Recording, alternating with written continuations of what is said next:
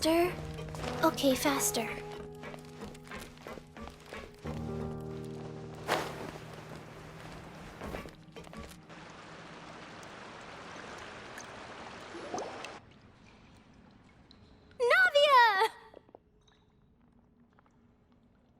Oh, it's you.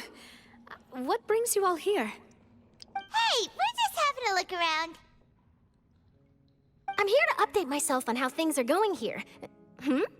Oh, the Fatui are here too! Let me introduce you. This is Mr. Garunt Snežević. He represented the Knave in sending us a large amount of supplies, and is helping with our work. Our residents are hard at work as well. Thanks to everyone, work is progressing nicely.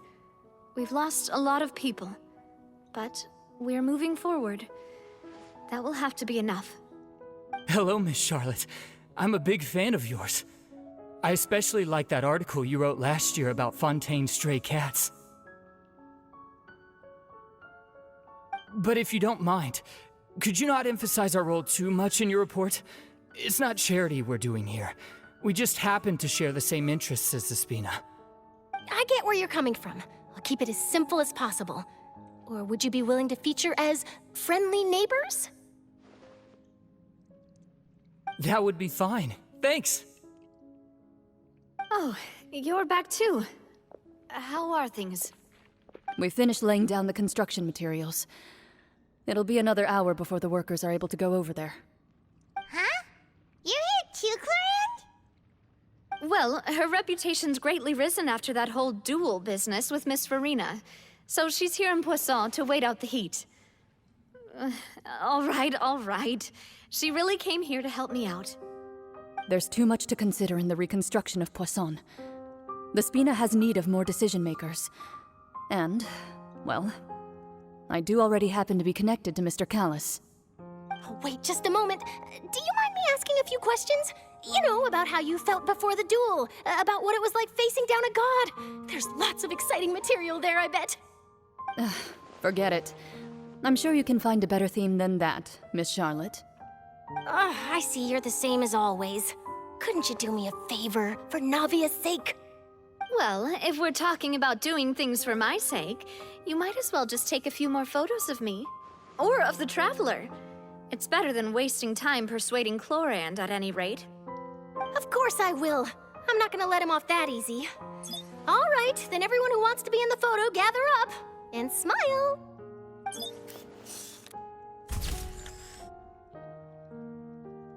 How did it go? Was it a good shot? Did Paimon look cute in it? Not bad. Your addition really helped the composition of the picture. All right, hang on a moment. Let me snap a few more shots.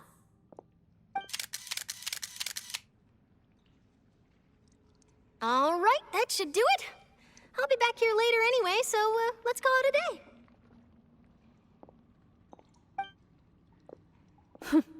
You're very quick.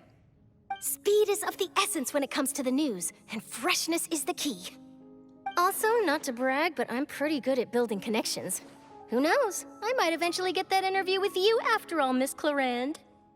Wow, you really do have that never say die spirit. I'm impressed. I'll hazard a guess that this is how you got that interview at the Fortress of Meripede. Whoa, you're well informed. Let me make a guess too. I asked Sijuin, who told Monsieur Nervillette, and he told you, right? That's a very complete information chain. In truth, all Monsieur Neuvillette asked me was, when did the fortress become so friendly towards the media? I told him that it was best not to speak too soon. There's no guarantee that Ridsley will make a personal appearance. You're right. I've got to treasure every moment I have with them. In which case, I'll be making a move first. Stay safe now. And tell me if you hear anything interesting. I'll treat you to afternoon tea in exchange.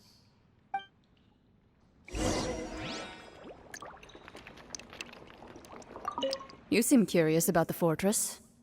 Of course. That Ridsley.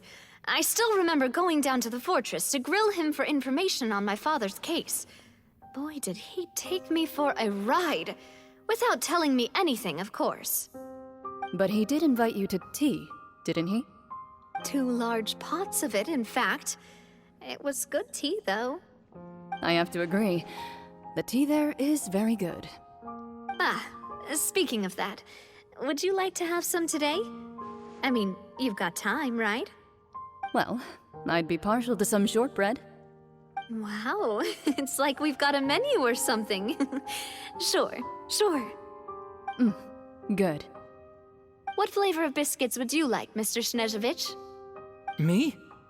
I'm fine with anything. But I would prefer chocolate, should you have it. All right, leave it to me. I'll go over the newly arrived supplies with you later, Mr. Snezhovich. We should be able to finish the preparatory work today. That works great for me. Huh. Is it just me, or did you get a new lipstick? I did. It was a gift from Sijuin. Want to give it a try? I think the color would suit you, too.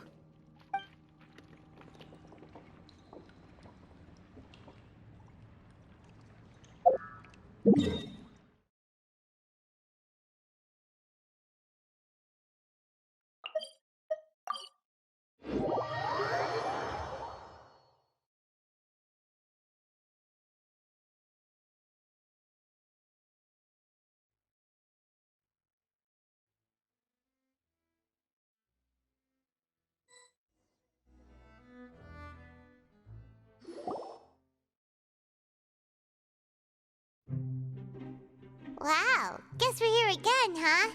There's a real nostalgic feeling to this place. Looks like you've been missing us. Duke! Did you come all the way to the entrance to greet us? Of course. I'm here to welcome you and our dear Miss Charlotte, whom our good head nurse recommended to me. It's an honor to finally meet the much-rumored Duke. Thank you for consenting to my visit to the fortress, sir. No need to thank me. But that said, I shouldn't be the focus of your interview. I trust you recall our agreement? Of course, of course. All right then, this way.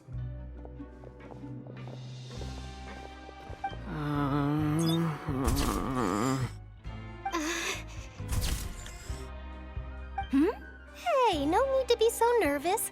I've already taken all the photos we need. Miss Charlotte, do these pictures really need to be published on the cover of the Steambird? It would seem that Miss Lorvine doesn't want her face to appear beside that of Mr. Jurier, Sir, please don't say things like that. But it looks like dear Mr. Jurier denies it. Might this interview be very important to you then?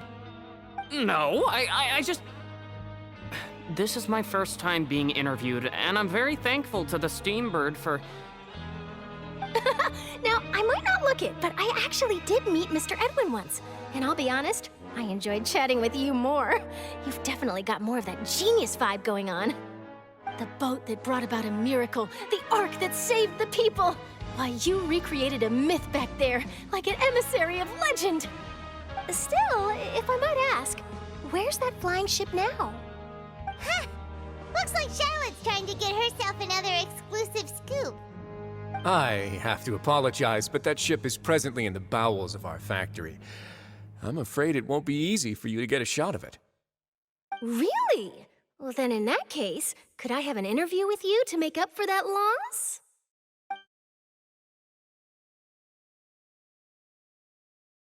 You already know my answer, I'm afraid. Best you interview our head nurse instead. Or perhaps you'd like to take another photo of this couple of researchers? Did you really have to use the word couple? Well, then, 2 solo photos will do. Is my hair messed up? Please, someone help me have a look. Things sure are getting pretty lively here. We've seen this kind of thing before. Oh, seems like everyone's here. Would any of you like to try this new drink I came up with? Ah, Sijuin. Hey, Miss Charlotte. Why don't you, take some pretty photos of our head nurse? Sure. Come on, Miss Sijuin, over this way. Let's find a brighter spot. Sure. Do I have to smile? So, how have things been at the fortress?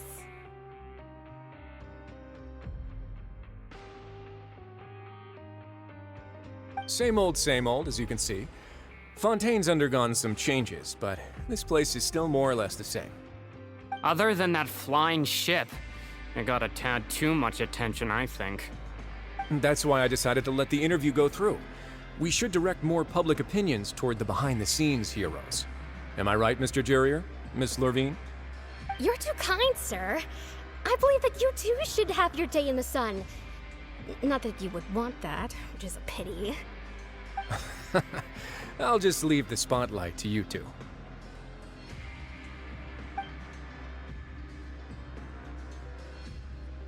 I see. Lots of things happened that day, huh? Anyway, regarding that Harbinger, I'm not sure you remember, but his 3 young followers are still waiting for his return. He sure did win them over, huh? I'll tell them that there's good news and bad news. The good being that their boss seems fine, and the bad being that they must face extended sentences for abetting his escape. Oh, actually, what about you? Are things gonna change for you too? What change can there be? The fortress will keep chugging along, and so will my duties. As to what Miss Farina's departure will mean for the nation, and if our laws and governance will be transformed, we'll leave those to the folks in the overworld. Hey everyone, the photo shoot's done. Good. In that case, let's call it a day here. Thanks for your cooperation. Come on, Traveler, let's go. Till next time, everyone. There'll be a next time? Maybe. Who knows? I might write a story about the underwater factory next time. Until then. All right, last stop, the docks.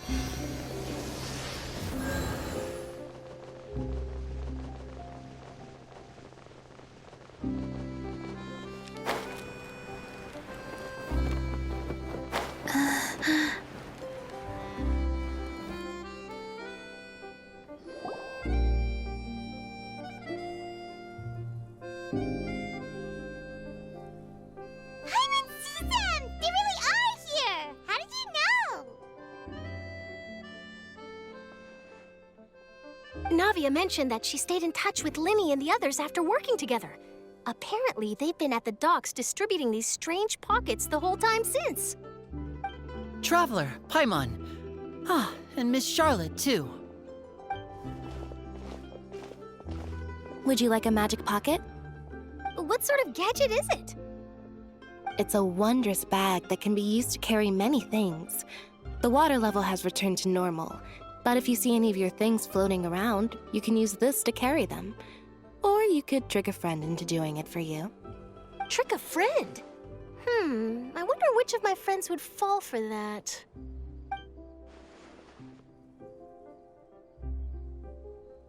You could just make a friend like Fremine here. Isn't that right, Fremine? Is this what you meant by, I'll help you make some more friends? To be honest, that sounds pretty sweet. Could I have your contact, please? Sure. Please, write down my address. You sure are working hard to help Fremine socialize. He was the one who proposed doing this. He even wants to assist in our magic shows. Yes, I was planning to first introduce Pear as an assistant, and later Fremine himself. In the future, I think we can leave underwater escape magic to him too. That said, would anyone want to see a diver escape underwater? Oh, it'll work out. Every journey begins with the first step. He'll become a part of our show eventually. Lynette, could you come over? Miss Charlotte says she wants to take a picture of us. Got it. My, that Charlotte is rather perceptive. She got rid of everyone the moment she realized I had something to say to you. So, how have things been, Traveler? Father says that you did a great deal during the latest events. She's very grateful for your contributions to Fontaine. That's all right. We were more than happy to help. So, what's she doing now? Oh, I guess you haven't heard. Well, after Lady Farina left, Father and Monsieur Neuvillette opened negotiations, during which he gave Fontaine's gnosis to her as a diplomatic gift. A diplomatic gift? A gnosis? Yes, I was quite surprised at first myself. But when I thought it over, there were actually a number of things going for it. It could have been done as an apology for the incident with Lord Child, or as thanks for his help in tying the all-devouring narwhal down. Furthermore, Father did also lend significant aid to Fontaine and Poisson. Well, that's true, but this is a gnosis we're talking about. Doesn't this seem a bit irresponsible? I would agree, but I've also heard that it seems that Monsieur Neuvillette has had a significant change of heart regarding the matter. So there's some reason for this that only Neuvillette knows about? I suspect you'll have to ask him about that yourself. Yes, speaking of which, I did see him strolling around the entrance to the Fortress of Meripede a while back. Isn't he real busy and stuff? Paimon didn't think he'd have the time for that. But back to the topic. The gnosis was given to the knave, right? What about Child? They say that he's returned to Snezhnaya to recover from his wounds. I hear that the recent disaster really did a number on his health. That's true. When you think about it, we've had loads of run-ins with the Fatui. To think we'd be allied with them this time. So shocked by such a simple switching of sides? Who?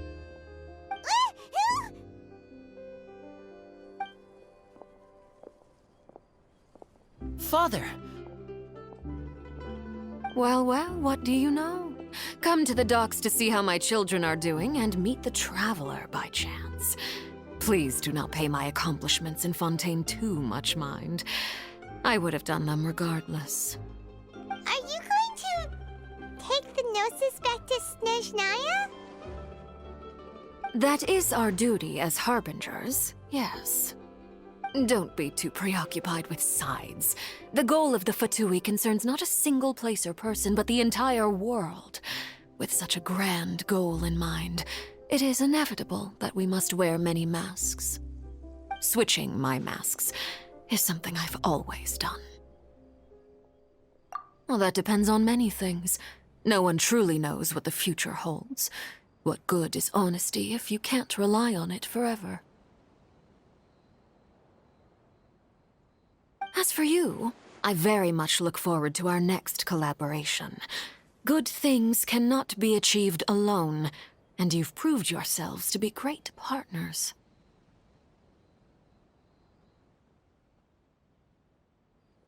A vision? All right. I'll remember to return it.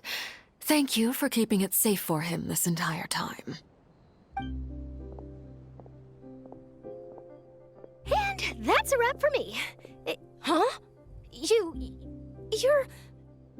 Greetings, Miss Journalist. Hello. If I'm not mistaken, there are diplomatic channels I'll need to report to take a photo of you. That is correct. So forgive me, but I will not be able to serve as a subject in your article. However, feel free to write as much as you'd like about our dear magicians and our upcoming rookie talent. I will. The sea breeze is quite pleasant. I shall continue my walk while the weather remains so agreeable. Farewell. Farewell, Father. Oh, she has such an intimidating presence. I didn't even dare to take a picture. Thankfully, I've already wrapped up all my pre-scheduled interviews. Thank you all. This'll be more than enough for me to write about, I'm sure. Don't be too nervous. Why don't you take a magic pocket before you go? Here, Traveler, Paimon, you take one too. To move things about? That's right. Funny. I was giving out magic pockets when we first met too. And what do you know? I'm doing the exact same thing right now. So many things have happened, but the pockets are still the pockets. I guess this must be life. We will all follow our own paths, and serendipity will lead you to your fated friends. All right then. We'll be handing out pockets in some other districts later, so we'll get going now. Have a good day, you two.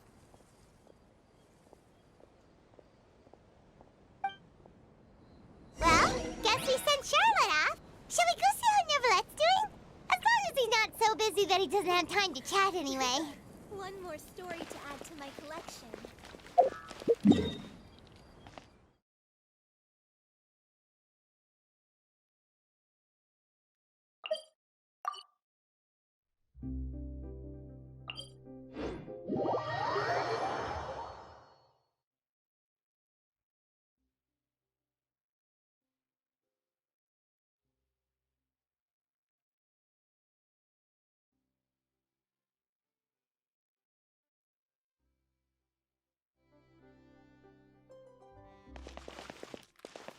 Faster?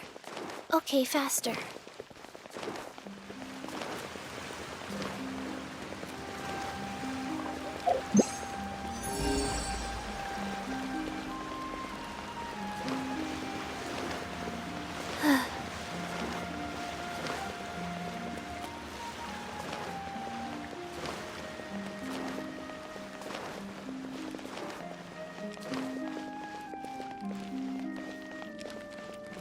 The entrance to the fortress! Ooh, he really is there!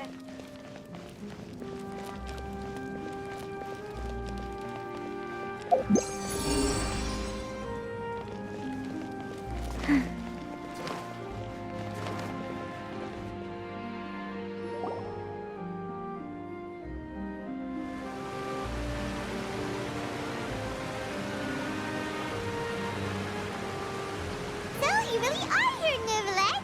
Paimon didn't think you were going to have free time this hour of the day. Really? Oh, I suppose you must have met Mr. Linney.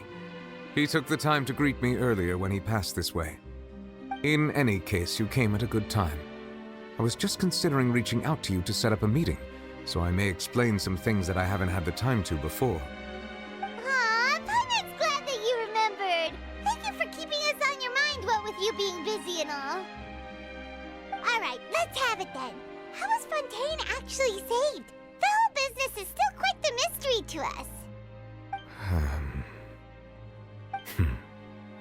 It is strange how words can often leave a bitter taste in the mouth when it finally comes time to say them out loud.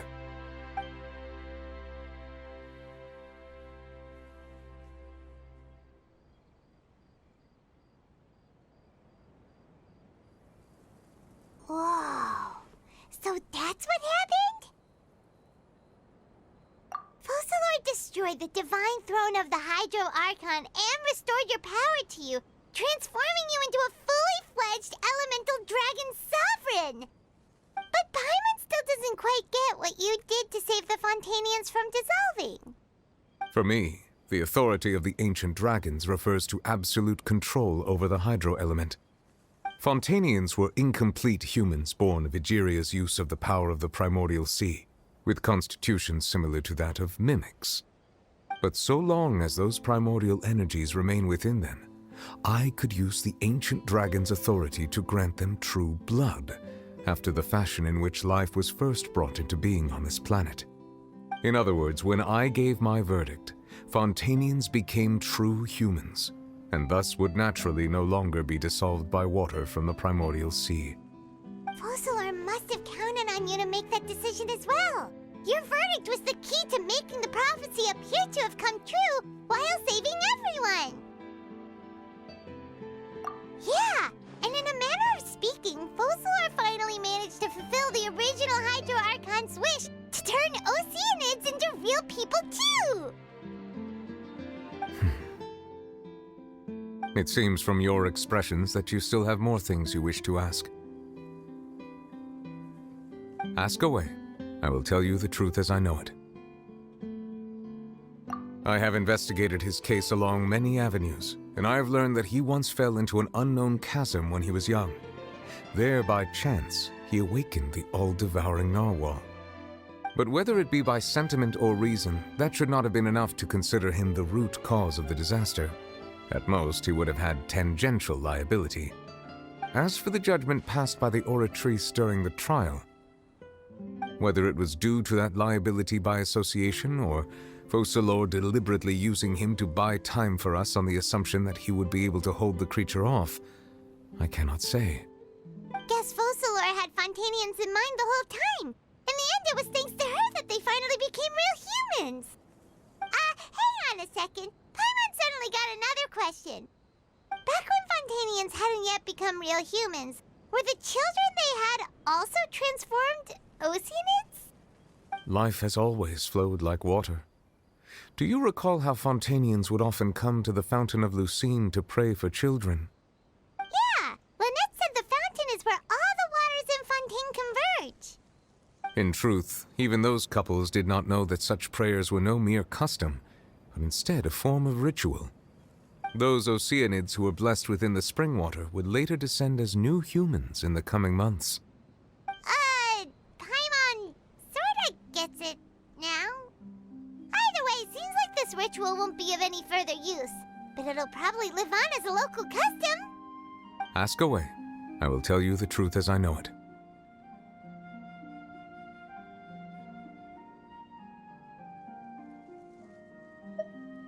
Yeah, about that.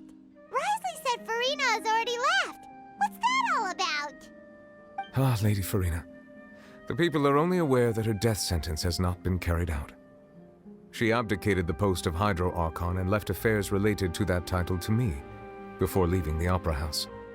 I related Focalor's words to her faithfully and completely. After hearing them, she seemed neither saddened nor comforted. She simply said that she was tired and needed to rest. Having said that, she then packed her things and moved out of the Opera House, not unlike how an ordinary person might. But she's still got a place to stay, right? You need not worry. I will make arrangements to ensure that she will not want for food, clothing, board, or travel. In truth, I am somewhat happy for her. The wear and tear on her spirit will, of course, take time to heal. But now that she no longer has to play the role of Focalor the Hydro Archon, she can finally lay down her burdens and lead a normal life. What about you then? What are your plans now that you've regained your full powers as the Hydro Dragon? After Focalor passed on, the Oratrice also ceased to function. This matter will directly affect our trials. After much careful consideration, I've decided to take over its role in our courts.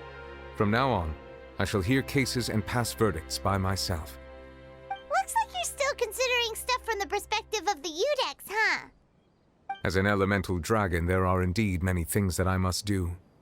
But this power and this duty, in a manner of speaking, you could say that both were granted to me. As such, before I attend to my other responsibilities, I must first and foremost continue to serve Fontaine as its highest judge. The duty of the Hydro Sovereign and the duty of the Udex shall coexist within my person. Additionally, the Hydro Archon's departure has brought about another problem, which is that the Opera House shall no longer produce indemnitium. That's true. That power was derived from the people's faith in the Hydro Archon, wasn't it? Wait, but the various mechs and machines in the city are all still okay. Where are they getting their energy from?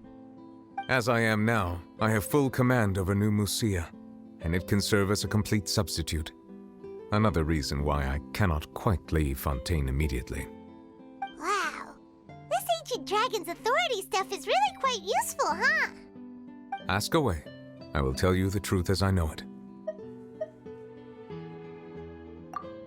Oh, that's right! They say you've given it to the knave as a diplomatic gift or something!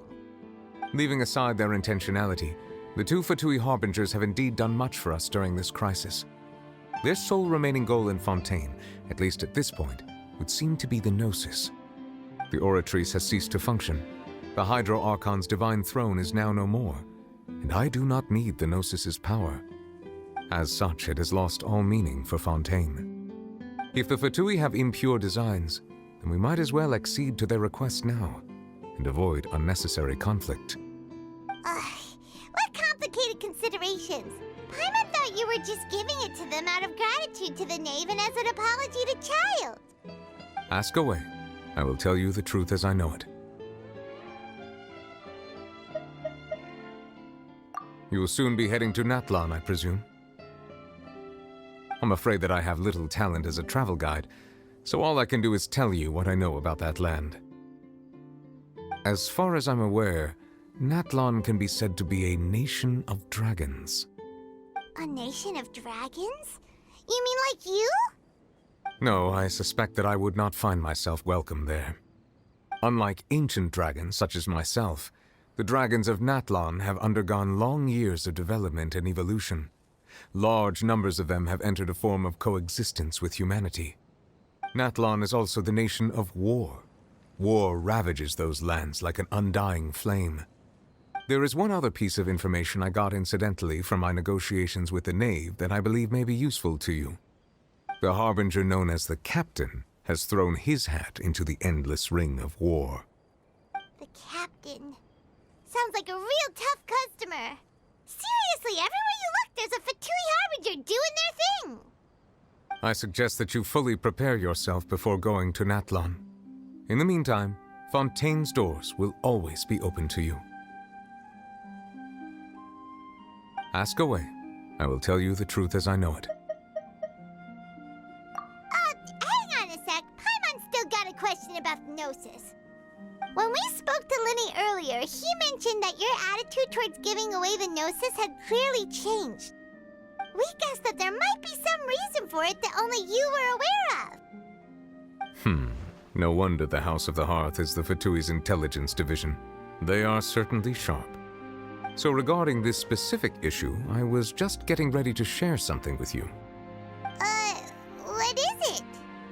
In truth, I exchanged some further words with that lady named Skirk after sending you two back to the surface. It went something like this.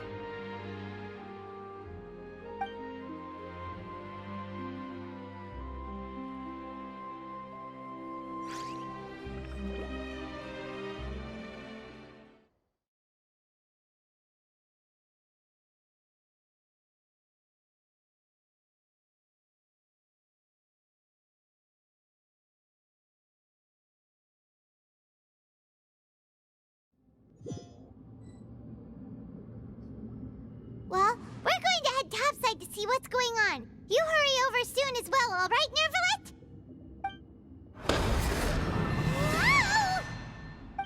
What next? The all-devouring narwhal isn't here, so I'm no longer getting any interference. I can finally catch the scent of your power, what it's made of. It is the authority of the planet's primordial dragons, but with something very similar to a god's curse mixed in. It's quite a novel blend. I'm sure I've encountered something like this before. What was it again? I do not know what you speak of. Of course. How could I forget? You should have the remains of the third descender on your person, yes? Remains? I've never heard of any such thing. According to your parlance, I believe it may be called a gnosis. Well, that much is true. After Focalor's divinity faded, she handed her gnosis to me. But I fear I have never heard of it described in the manner that you just did. I've been training with my master, the Foul, ever since I was young, and I have never returned to the surface since. So most of the information I possess, I got from him. It is only natural for those who are greater than humanity to possess a different sort of common sense, which is why there are so many problems in our attempts to communicate with humans. Regardless, you should probably get rid of objects of misfortune to prevent any disasters from befalling you. To live in itself is a blessing, but once a person dies, the bonds he once had with this world shall all turn to curses. What do you mean by that? No need to fret. These are just my personal thoughts, and my reason for no longer wishing to return to the surface. This third descender you refer to, who are they? And when did they die? Master never mentioned them to me. Perhaps it just wasn't that important for me to know. If you're interested, though, I could ask him. I'll be sure to pass the answer on to you next time. Next time? You believe we will meet again? I do. Wait. I have a disciple of my own, don't I? He can be the messenger, then.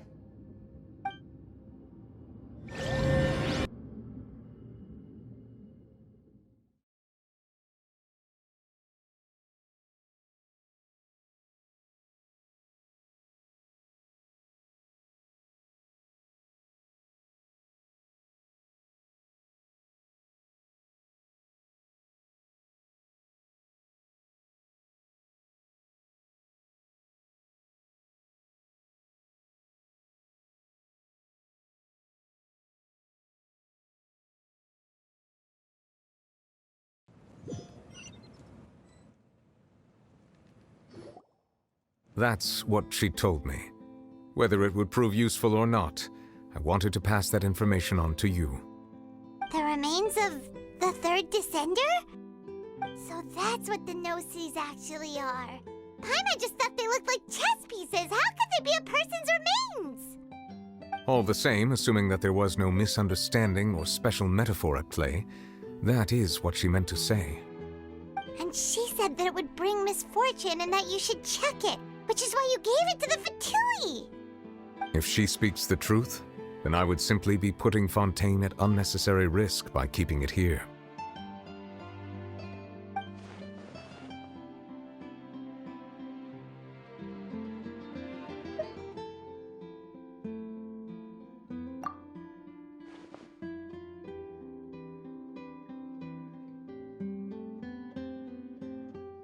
I had guessed that you might already be familiar with this concept, but I did not expect you to be one of them. That means that the Gnosis, which are exceedingly element-compatible and can even enhance elemental abilities, do indeed come from the third descender. I wonder, does your body also possess similar properties? Like being able to use elemental powers without a vision! That does sort of count as special compatibility, right? No, let's not think about this stuff right now. It just feels creepy. Comparing the Traveler to the dead third descender and all. That's what you say, but this topic still feels like bad luck. Once Child recovers, let's get some more answers out of him. Or go look for his master and get the answers that way. I too believe it unwise to make too many blind guesses when information is lacking. The same is true of being at court. All right. Whatever the case, it seems like the crisis here in Fontaine's over for now. Yes. All of Focalor's efforts were for this moment as well. But she sacrificed herself in the end as a god, and she suffered through all those years as a human. Was that really what she wanted? I suppose that would be the mystery of a god's will. I suspect not. But once in a while, I too would guess that if wishes were like the clouds in the sky, they will one day return to the earth as raindrops. Life flows like water, and rain is the final answer.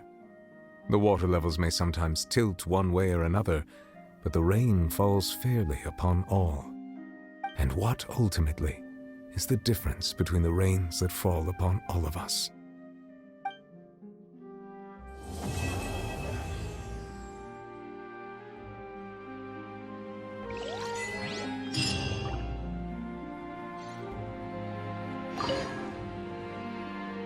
It seems from your expressions that you still have more things you wish to ask. Ask away. I will tell you the truth as I know it. I suggest that you fully prepare yourself before going to Natlan. In the meantime, Fontaine's doors will always be open to you.